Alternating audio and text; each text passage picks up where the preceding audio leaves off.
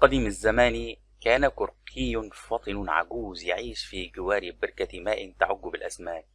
كان لعابه يسيل في كل مرة ينظر إلى الأسماك تسبح في البركة وتلعب.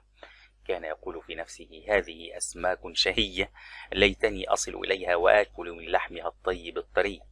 لكن كلما كان يحاول أن يمد عنقه الطويل يلتقط سمكة بمنقاره الحاد المدبب، كانت السمكة تغوص بسرعة خاطفة إلى قاع البركة، وكان قاع البركة عميقا لا يستطيع الكركي الوصول إليه بمنقاره.